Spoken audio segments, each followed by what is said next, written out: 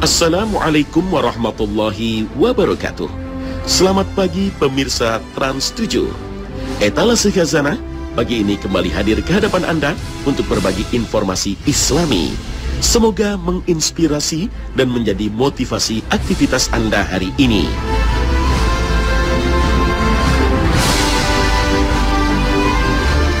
Dalam bahasa Al-Quran, kebaikan sering diungkapkan dengan kata barokah atau keberkahan. Rezeki yang berkah adalah rezeki yang membawa kebaikan kepada pemiliknya maupun kepada orang lain. Hidup yang berkah adalah hidup yang membawa kebaikan bagi yang bersangkutan dan bagi orang lain. Makanan yang berkah adalah makanan yang mengandung kebaikan bagi orang yang mengkonsumsinya, dan begitu seterusnya.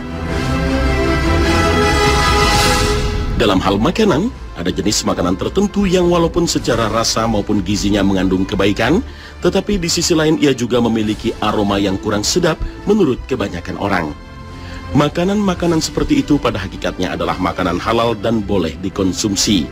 Tetapi dalam keadaan-keadaan tertentu seperti ketika sholat berjamaah, perlu dihindari karena dapat mengganggu kenyamanan dan kekhusyuan jamaah yang lain. Bukan hanya jamaah sholat yang akan terganggu, bahkan malaikat yang hadir menyaksikan dan mencatat sholat jamaah kita juga akan merasa terganggu dengan bau mulut dan bau badan muncul akibat makanan-makanan tersebut. Rasulullah SAW menyebutkan bahwa salah satu makanan yang harus dihindari ketika hendak sholat berjamaah adalah bawang putih dan bawang merah. Dalam sebuah hadis yang bersumber dari Ibnu Umar radhiyallahu anhuma, Rasulullah SAW bersabda, "Barang siapa memakan dari pohon ini, yakni bawang putih, maka jangan mendekati masjid kita." Hadis riwayat Imam Bukhari. Dari jalur periwayatan lain disebutkan bahwa Rasulullah SAW juga bersabda, "Barang siapa memakan bawang putih atau bawang merah, hendaklah ia menjauhi kami, atau hendaklah menjauhi masjid kita ini dan berdiam di rumahnya." Hadis riwayat Imam Bukhari. Jika kita hubungkan dengan makna keberkahan, maka makanan yang dapat menimbulkan bau mulut atau bau badan dapat dikatakan sebagai makanan yang tidak membawa keberkahan. Dengan pengertian seperti inilah kita bisa memahami mengapa Rasulullah SAW menyuruh kita untuk selalu bersiwak atau menggosok gigi atau sekurang-kurangnya berkumur-kumur sebelum kita melaksanakan sholat. Sekali lagi, makanan-makanan seperti itu halal dan boleh untuk kita konsumsi. Tetapi kita harus menghilangkan baunya pada saat kita hendak melaksanakan sholat, termasuk sholat berjamaah. Di sisi lain, beberapa riwayat hadis menyebutkan ada jenis-jenis makanan tertentu yang secara jelas disebut oleh Rasulullah sebagai makanan yang mengandung keberkahan, seperti buah dan minyak zaitun misalnya. Lalu, apakah hanya jenis makanan itu saja yang mengandung keberkahan? Apakah minuman seperti kopi dan teh yang tidak disebut dalam hadis-hadis tersebut tidak mengandung keberkahan? Bagaimana pula menjadikan agar makanan yang kita makan selalu membawa keberkahan untuk kita? Sejumlah riwayat hadis juga menunjukkan bahwa Rasulullah menyukai makanan-makanan tertentu seperti madu, makanan yang manis, daging bagian punggung, daging bagian lengan, keju, susu, dan lain sebagainya. Apakah jika kita tidak mengkonsumsi makanan-makanan tersebut karena satu dan lain hal, berarti kita tidak mengikuti sunnah Rasul? Apakah makanan yang khas pada suatu tempat seperti pempek Palembang merupakan makanan yang tidak membawa keberkahan karena tidak ada riwayat hadis yang menyebutkan bahwa Rasulullah menyukainya? Salah satu hal penting yang perlu kita perhatikan ketika kita melakukan sholat berjamaah di masjid adalah berpakaian yang benar-benar menutup aurat, rapi, dan sopan. Hal itu karena pada saat kita melakukan sholat berjamaah di masjid, kita bukan saja sedang menghadap Allah, tetapi juga sedang bersosial dan membaur dengan masyarakat luas. Hal-hal yang sekiranya dapat mengganggu kenyamanan bersama perlu menjadi perhatian kita pula. Terkait hal ini Allah Subhanahu wa Ta'ala berfirman, "Wahai anak cucu Adam, pakailah pakaianmu yang bagus pada setiap memasuki masjid. Makan dan minumlah, tetapi jangan berlebihan. Sungguh Allah tidak menyukai orang yang berlebih-lebihan." Al-Quran Surah Al-A'raf ayat 31. Ibnu Katsir dalam tafsirnya menyebutkan bahwa maksud ayat ini antara lain menyuruh kita untuk mengenakan pakaian yang bukan saja menutup aurat, tetapi juga rapi dan bagus, yang dalam ayat ini dicakup oleh kata zina.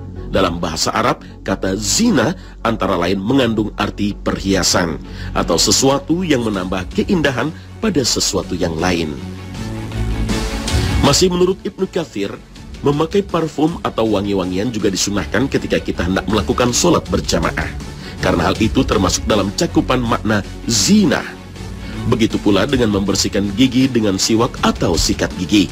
Tentu saja maksud dari bersiwak atau bergosok gigi adalah untuk membersihkan gigi dari sisa-sisa makanan, juga untuk menghilangkan bau tak sedap dari sisa-sisa makanan yang dapat mengganggu kenyamanan jamaah yang lain dalam sholat berjamaah. Itulah sebabnya mengapa dalam sebuah hadis yang bersumber dari Ibnu Umar radhiyallahu anhuma, Rasulullah shallallahu alaihi wasallam bersabda, "Barang siapa memakan dari pohon ini, yakni bawang putih, maka jangan mendekati masjid kita." Hadis riwayat Imam Bukhari. Dari jalur periwayatan lain disebutkan bahwa Rasulullah shallallahu alaihi wasallam juga bersabda, "Barang siapa memakan bawang putih atau bawang merah, hendaklah ia menjauhi kami, atau hendaklah menjauhi masjid kita ini dan berdiam di rumahnya." Hadis riwayat Imam Bukhari. Bawang merah maupun bawang putih memang menyisakan bau kurang sedap pada mulut orang yang mengkonsumsinya, apalagi jika dikonsumsi dalam keadaan mentah dan belum diolah.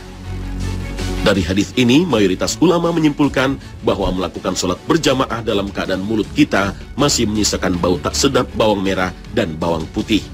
Sedikit sekali ulama yang menyimpulkan bahwa larangan pada hadis ini berarti haram. Disebutnya bawang merah dan bawang putih dalam hadis tersebut tidak berarti bahwa hanya dua jenis makanan itu saja yang harus kita hindari ketika kita hendak melakukan sholat berjamaah. Makanan lain yang berpotensi menimbulkan bau tak sedap seperti jengkol dan petai juga termasuk yang perlu dihindari ketika kita hendak melakukan sholat berjamaah. Bahkan, bau asap rokok yang tersisa di mulut pun sebaiknya dibersihkan terlebih dahulu ketika hendak melakukan sholat berjamaah. Dalam hadis serupa dengan redaksi yang sedikit berbeda disebutkan redaksi tambahan bahwa bau-bau tak sedap semacam itu dapat mengganggu kenyamanan orang lain, di samping juga mengganggu para malaikat yang menyaksikan sholat kita.